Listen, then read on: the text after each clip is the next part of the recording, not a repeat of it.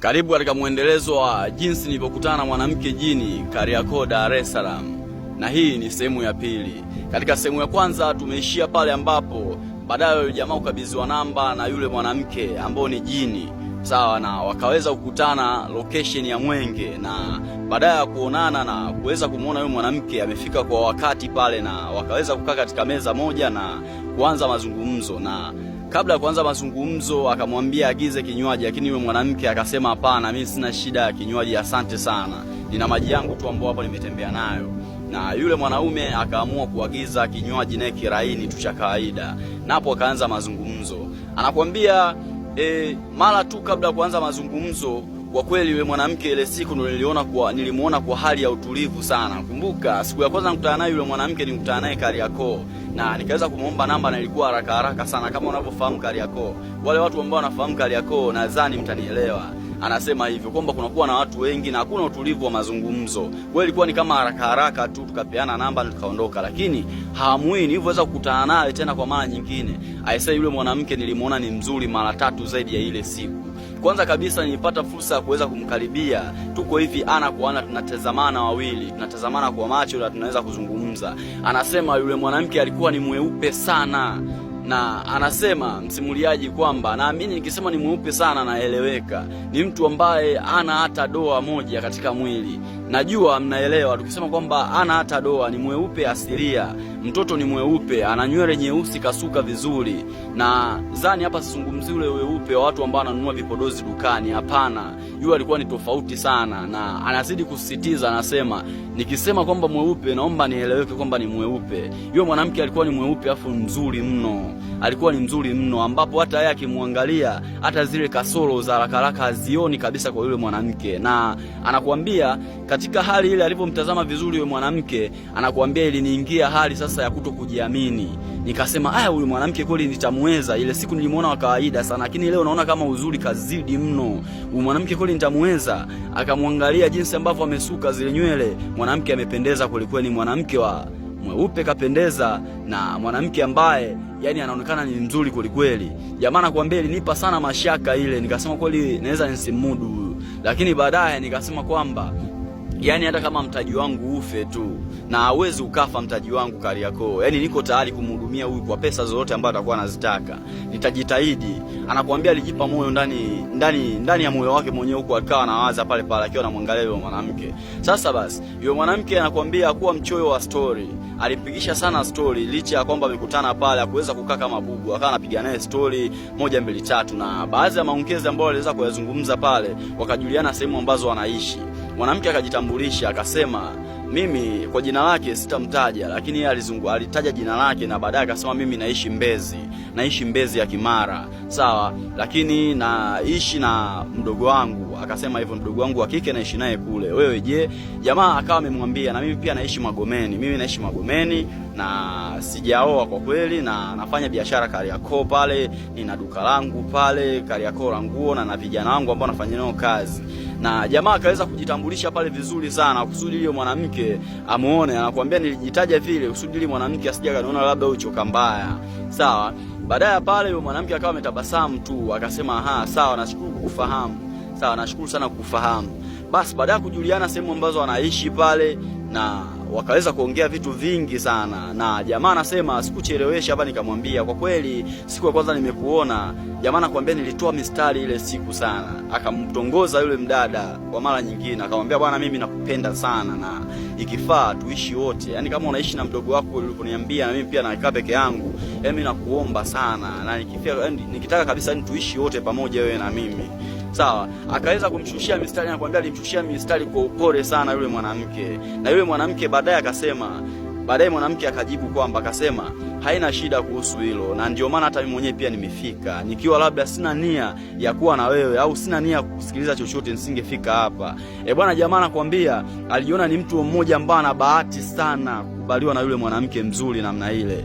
Sasa basi baada ya kuchukua yale maongezi pale, kujuliana hali na nini, wakawa na mihadi kwamba kesho kutwa wakutane. Kesho yule mwanamke akawa anasema na shughuli zangu fulani, naomba kesho tusikutane, lakini kesho kutwa tukutane ili tuweze kupanga mipango vizuri. Sawa, mipango gani itaeleweka hapo. Jamaa alikuwa hajui ni mipango gani.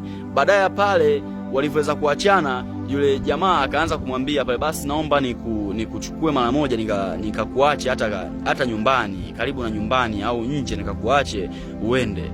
Yule msichana akawa anasema asante sana, nashukuru sana, lakini na mimi mwenyewe pia nimekuja na usafiri wangu. Akamwambia kumbe umekuja na usafiri? Ndio, nimekuja na usafiri wangu ule pale. Akamuonesha pale sehemu ambayo amepaki. Anakuambia jamaa alijionea aibu sana, kwa sababu yeye hakujiona tena ameenda na gari. Alijiona ni kama mtu ambaye ameenda na kiberiti, yani sio gari, kwa jinsi ambavyo gari ambazo amekuja na yule mtoto mkali, gari moja hiyo. Gari ni kali, gari black, yani gari ni nzuri mno na gari ya gharama inaonekana tu. Sawa. Kwa hiyo jamaa akajionea aibu sana kigari chake ambacho ameenda nacho pale. Akajiona ni kama mtu ambaye yule mwanamke kama amemzidi kwa kila kitu aisee. Baada ya pale akasema, "Sema ile gari ni ya kwako?" Akamwambia, ni ya kwangu, na hii mbona ni moja tu, nina gari nyingine pia za kutembelea ambazo ziko nyumbani." Bwana jamaa alistuka sana. Basi pale akuwa sasa na tena ile hali sio eti ya kujidai eti atoe pesa ampe. Akasema kwamba hii 200,000 ambayo nimeiandaa hapa nimkabidhi huyo mwanamke, kama ni hela tu ya nauli. Vipi? Si hata naona kama labda sina pesa, kama tu gari yake ile pale, hii ni hela ya mafuta tu litakazaa ambazo anaweza katia kwenye gari yake, lakini mimi naiona kama hela nyingi ambayo nampea. Jamaa anasema akajionea aibu sana, lakini baadaye akawa anasema ngoja tu nijaribu nione. Baadaye akawa amemwambia yule mdada kwamba bana, mimi hapa na kihela kidogo ambao kinaweza kukusaidia hata kuweka tu mafuta hapo. Sawa. Yule mwanamke akamwambia, nashukuru sana, kwanza tumejuana tu jana na leo tumekutana, siku ziko nyingi sana, najua utanisaidia vitu vingi au utanipea hata siku nyingine, na kushukuru sana kwa kweli, una moyo mzuri. Akawa amemtia moyo hivyo na akawa amemshukuru kihivyo. Jamaa anakuambia alishangaa sana na hakuweza kuanza kuondoka. Yeye alimsubiri mwanamke aanze kuondoka, na mwanamke alivyoenda kwenye gari yake akawasha gari akaondoka. Jamaa alishangaa sana kuona mwanamke yule mzuri namna ile na gari ambayo anatembelea anaonekana na pesa sana yule mwanamke. Jamaa anasema akajiuliza pale, pipi, huyu mwanamke nitamudu kweli? Maana yake leo tu hapa amekuja nilivyoona, yani kanizidi hata mimi hali ya kiuchumi mwanamke. Lakini mapenzi na pesa ni vitu viwili ambavyo naamini kwamba viko tofauti. Inawezekana kwanza amenipenda tu, sawa, ngoja nione itakuwaje. Jamaa akajipa moyo hivyo, naye akaingia kwenye gari yake akaondoka. Bwana anakuambia nimeachana yule mwanamke pale, lakini njiani mote nilikuwa namuanza yule mwanamke, na ameniambia kesho kutwa tukutane kwa miadi ya kwamba tuzungumze tunapanga vipi. Baadaye akaanza kujiuliza, hivi mimi ndo nimempata yule mwanamke? Mwanamke ni mzuri sana na anaonekana ni mwanamke ambaye hana shida kwao, ana pesa. Aisee, kweli nina bahati. Jamaa anakuambia nilikuwa na furaha, lakini furaha ambayo imeambatana na uoga ndani yake, kwamba yule mwanamke atakuwa anafanya kazi gani na ni mwanamke labda wa nani. Sawa, na kweli amenipenda. Anakuambia nilikuwa na furaha kubwa sana na ambayo imeambatana na uoga. Sasa basi akawa amerudi nyumbani kwake, na baadaye akawa ameenda kwenye shughuli zake Kariakoo kuangalia. Anakuambia kuwa na morali sana kukaa dukani kama siku zote ambavyo uoga anakaa na wale vijana wake, na baada yake akaenda tu kuangalia mambo yanaenda sawa. Wale wafanyakazi pale wanafanya kazi vizuri, na akaweza kuondoka kuelekea nyumbani kwake. Anakuambia ile siku nililala, ilikuwa ni mchana, nikalala tu kidogo usingizi. Hauwezi ukaamini, nimelala usingizi, niliota ndoto moja ambayo ilinishangaza sana.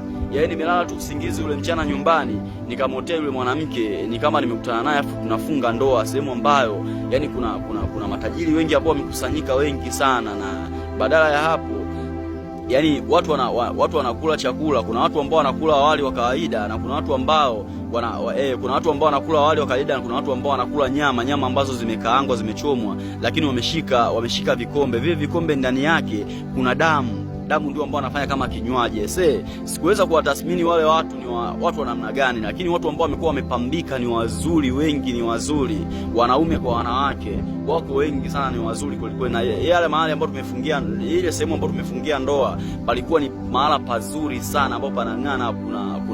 Kuna manukato mengi sana ambayo amepakwa katika ile sehemu amepuliziwa. Bwana jamaa anasema baada ya kuota hiyo ndoto akaja kustuka.